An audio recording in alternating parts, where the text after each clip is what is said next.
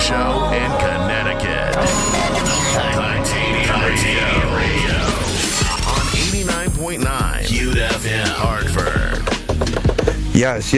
Titanium Radio at Titanium_radio. B Davis, DJ QT, Darius behind the camera. Shouts out to Fuji. Happy birthday. Shouts out to her daughter, celebrating her daughter's birthday today. Let me get that right.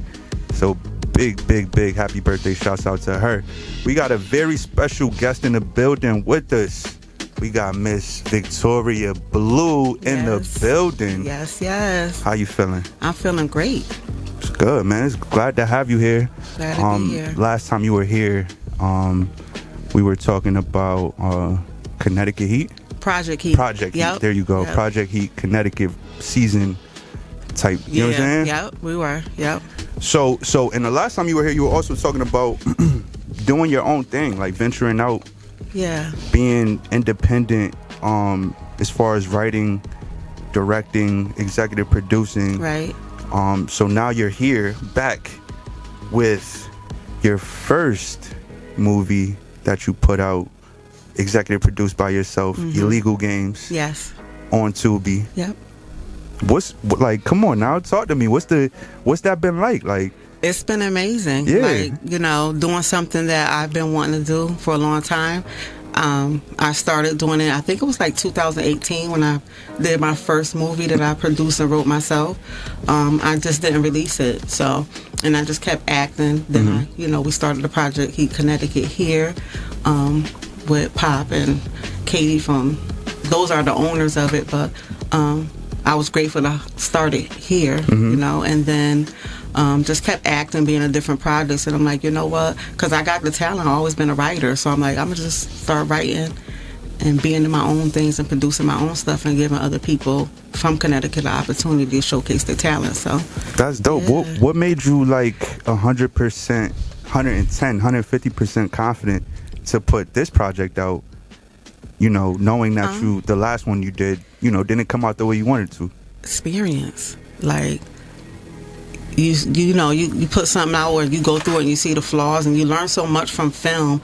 You're always learning from other people. And so just having a little bit more experience and knowledge of what's right and what not to do. I mean, I'm still learning, especially when it comes to producing, but just experience, What did you learn in this experience being an executive producer? Like, what did you learn about yourself? What did you learn about the process of making a film?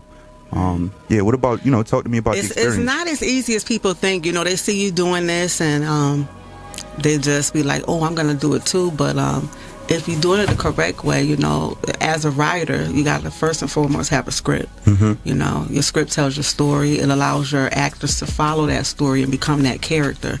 So, that was the first thing, But, I just love the creativity of writing and producing and being in the atmosphere. So, what exactly does an executive producer do? Executive producer is you basically pay for the project. The executive producer is who putting the money behind that project. So being the executive producer of this project, was it like a strenuous process? Investing, was it like, how risky is that? It is risky because you don't know if you're gonna make your money back, right? So, but the creative side of me is I'm not necessarily doing it for the money. I'm doing it for the art. So, of course, we all want to make what we put into it back, but I just feel great knowing that I put something out that I can look and my kids can look at and be like, my mother did that, so. For sure. Yeah. For sure. Yeah. I watched Illegal Games a little earlier today. Very, very serious subject matter. Were you like, what was the thought process behind making a movie kind of based around domestic violence, domestic abuse? I feel like it's not talked a lot about in the black community. Like, you grew up in these households. I mean, thankfully, I've never had to go through that, but I know people who have. You grew up in these households and you're always told what goes on in your house stays in your house. Nobody never really talks about it so much. So it was very important to me to get that out there. Like, abuse happens, betrayal happens, and it's by the people you love most of the time. So a lot of times in the movie, the people, they knew that the guy was abusive, and they threw it in his face, but they didn't do anything to stop it. Right. Do you think that happens a lot in reality? Absolutely. People be knowing that this woman or man, because men could be abused too, are going through it and they won't say nothing. You know, they'll try to not stick their nose in it, and it's very important to protect our people, right? So, yeah, it was just a lesson learned. I want to bring that to light. Like, you know, if you know somebody's being hurt or you know they're abused, say something. Yeah. You know, you could save a life, because it doesn't always end with the person getting out. So, yeah. I mean, I feel like oftentimes the question that is asked in these situations is, why didn't she just leave? You know what? That's a tough one. I mean, I'm not a person who comes from domestic violence, but seeing the stories of women that are, a lot of them stay. I mean, they feel trapped. Maybe they're threatened. They don't want to leave because of the kids. Whatever the situation is, a lot of them do stay. Have you gotten feedback from domestic abuse survivors? No.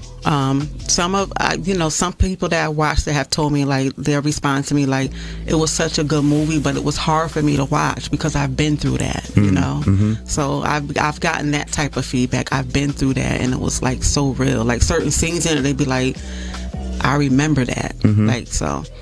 What was it like seeing somebody like Timothy Frelon, who I know is a very good guy, transform on set into like such a nasty, evil type of dude? So let me tell you about that. So Timothy and his wife, they played those characters. That was his wife. Okay, right. That makes it a lot better to digest. Nobody else could play her. Yeah. So that role was like for her. Yeah. Like, I couldn't see anybody else playing it. At first I said to his wife, because Timothy wanted to try out for that part, and I was like, I don't know. You know, I don't know, because like you say, he's such a good guy. I've never seen that side of him, but she was like, no, he can do it. And he did. And that's what acting is about. Yeah. Becoming a whole nother character. So for sure. And he did that. So for sure. That was like a lot of range. I didn't really see that coming. Who's the good guy in the movie? There's no good guy in the movie. Everybody's bad. So you look at Timothy, and then you look at Linwood, which played his like best friend. He wasn't as bad as Timothy, but it's like we friends, and we they both get down kind of the same way. Yeah. But he wasn't abusive like Timothy was to his wife. You know what I mean? Yeah. So even the delivery man, sneaky. I feel like oftentimes that's like a trope in Tyler Perry movies. Is like there's not a good guy in the movie. How do you feel about that trope? Like, being a black man myself, like when I watch those type of movies, it make you feel some type of way. Yeah, it do. It make me feel some type of way, because I feel like I'm a good guy. I exist in real life. You know? Right. I mean, with that particular movie, I felt like I just wanted to expose that these are what happens. Your friends may not be your friends. Look, our friend was messing with Timothy, you know, messing with that character. And it's like, this is real stuff that go on. Like the backstabbing, the betrayal, you know. So my mind, like, when I'm doing my scripts, or I having like table reads, or I give them to people, they come back and tell me, like, because I'm a crazy writer. Like, everything I write, you know, it's going to be something juicy in it. So how much of the actual film is the script, and how much of it is improv? None of mine was improv. Really? No. It was all completely like 60-something pages of script. Wow. I write. Now, like, when it came to certain scenes, I would allow them to be like more realistic. So they could change a word or two, but I copyright my stuff, so you can't really be changing up too much stuff, because then you've left the story, and what you copywritten is no longer that story. So I allow them to like elaborate on certain words and stuff like that, but no, they follow that script. And it's important, the script, because you get to study your character. Like, okay, this is who I am. you know, and this is who I need to become. This is how I need to act. Then we had table reads. We had live table reads. So, I mean, I had a pretty good crew. Yeah. Yeah. I mean, that's amazing. I feel like now I want to rewatch the movie just to, you know, listen for the script and not so much just watch the movie. I don't know, in the past couple of days especially, we've heard a lot about domestic violence. Really? Domestic abuse. Because of the Diddy thing. Yeah. Right? Yeah. So I know we talked off air and you were saying that you wanted to drop this movie at a particular time. Yeah, when we were filming this movie in, I think it was around November. It was around the time of Domestic Violence Awareness Month. And I wanted it to drop sooner than it did, but that's Tubi for you. So, what's it like? What's it like getting projects on Tubi, being a part of projects on Tubi? What's that like? Like being a part of the Tubi community? I mean, it's good because Tubi has opened up this window to allow creatives, right, a chance to be seen. If you think about it, before nobody was getting to Hollywood. You have to. I mean, I feel like you should still have some type of experience, but it was harder. It's made it a little bit easy now for regular people to be like, you know what, I want to do this and I want to put it out there to show to the world. I mean, it's very confrontational. Really? Yes, with Tubi. What part of it? Because you have some people that think Tubi actors are not good or Tubi's not good enough, and there's some amazing actors on Tubi. So, I mean, it's all about you taking your art serious and really trying to put out good work, because you're only as bad as your last project. Every project you should be getting better, not worse. Do you think that it's become oversaturated or has the Yes. potential to? It already is. It's very oversaturated. Just like the acting world is very oversaturated, because you got people waking up saying, I want to be an actor. And it's unfortunate for somebody like me who loves acting, who's taken classes and done that things, but that's what we're dealing with right now. So it's very oversaturated. How long how long would you say your acting career has spanned? It's been 9 years. 9 years. Yeah. And you mentioned to me off air, you still feel like the underdog. It's all about support, right? I feel like, you know, I'm from Connecticut. Connecticut doesn't have a big community of film people. I feel like, you know, when I started doing films back in like 2017, 2018, or thinking about doing it, I don't know any other females like me here. Do you? I don't. So, I mean, none has been as consistent. Yeah, I don't even know any, and I'm sure they're out there. I just don't know who they are. Yeah. And I just know the males. I know like maybe 4 or 5 males, and I feel like my support in Connecticut is limited. I mean, I get a lot of support down south and more people that know me in New York and other places, but I wish it was in my community, you know? Just like when I bought Project Heat Connecticut here, I did it for the state, you know? But, you know, what you gonna do? Yeah. I mean, do you shoot a lot of your films in Connecticut? Because, I mean, I've seen you down south sometimes, and... So, my next project I'm doing in North Carolina, and my cousin Krishna is executive producing it, and I'm producing it and writing it, and I'm filming it down there. And that's what I want to do. I want to go to different places and film. I don't just want to stay in Connecticut. You have to venture out. For sure. So that's what I want to do. Yeah. And I'm doing it. Yeah. I mean, I feel like a lot of people in small towns, even big cities sometimes, it's kind of always a lack of support where you from. Yeah, it's unfortunate. And you got to build your own network.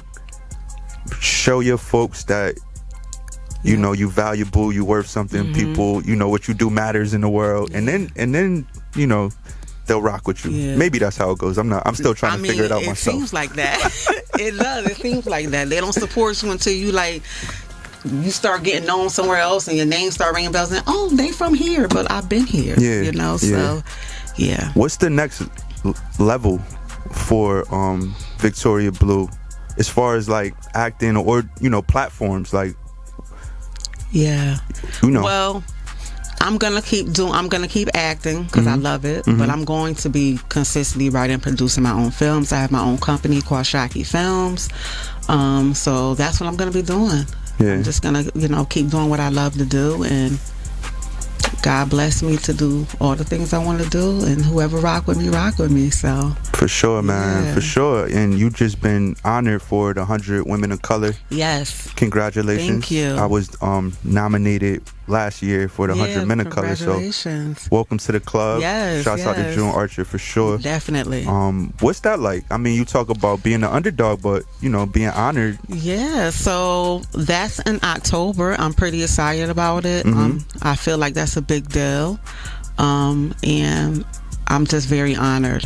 Truthfully, I am, because you put in work. Not everybody sees it, but it feels good when somebody like, you know what, I'm gonna nominate this person because she's doing her thing. Word. And, so yeah, that's dope, man. Like the last time you were here, Project Heat, I feel like Connecticut movie scene has grown a lot in the last 18 months. Yes. What do you think about that? What's your perspective on it? I think it's dope. I think that only thing I would say that I don't like is that we don't all stick together. I think we all should support and stick together, especially with Connecticut being. I feel like Connecticut is an underdog in a lot of ways. Yeah. We're not Atlanta, we're not Detroit, we're not New York. So the little community that we have of people doing acting or producing should stick together and support each other. It shouldn't be competition. What would that look like? That support in the Connecticut movie community?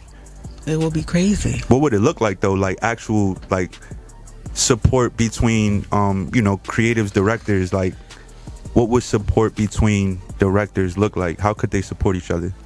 Listen, whenever you got a set, come on set, get feedback, because somebody always knows something that you don't, right? So it's like collaborating and listen, maybe you should do it like this, or I know this. It's all about supporting each other and helping each other elevate, right? So it's like I feel like if we all do that, we can really make Connecticut really dope. I think you're right, man. Do people reach out to you? You got 9 years of experience. Yes. Do people ever reach out to you? Yes. But so it's kind of happening. But a lot of people reach out to me now, especially people that want to become actors. Like, listen, somebody even asked me to manage them.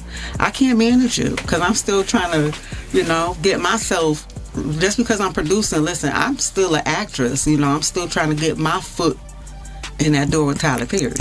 Yeah. So yeah. Nah, that's dope, man. I could definitely see you in that type of lane. Like, I feel like that's the next level for Victoria Blu. Yeah. Is moving down south. Listen. It's been talked about. Listen. So, yeah. How close are you to actually moving out of Connecticut? Because I feel like that's the logical step. Definitely close. It's already been talked about. I'm already taking the steps to do it. So, yeah, because, I submit to roles and stuff all the time. I got to fly out, and I still love it. I'd rather fly out, and,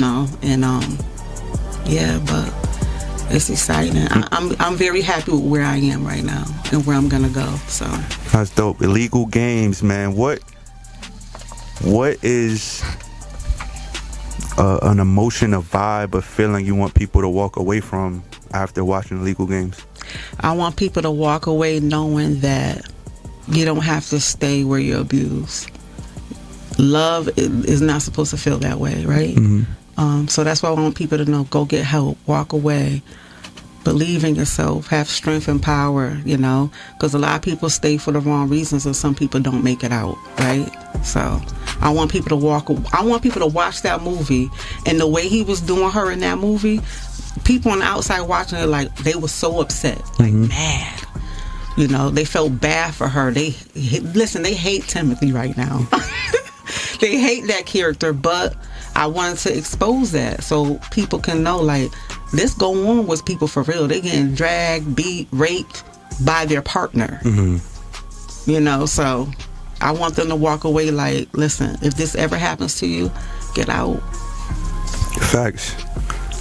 Victoria Blu, Illegal Games on Tubi, out now. Where can people follow you? You can follow me on my Instagram at I am Victoria Blu. My Facebook is Shakina Diaz. I'm using my government name a lot now since I'm writing and producing. It's you know, I rebranded. want my name on that stuff as my government, but Victoria Blu will always be me. So yeah, you can Victoria follow Blu. me up there. TikTok, the same thing as Victoria Blu. Yo, follow her. Get in tune, man. Legal Yes. Gains. Titanium Radio at Titanium_radio. Keep it locked. Don't apologize about that lick, tell 'em. Tune into your radio.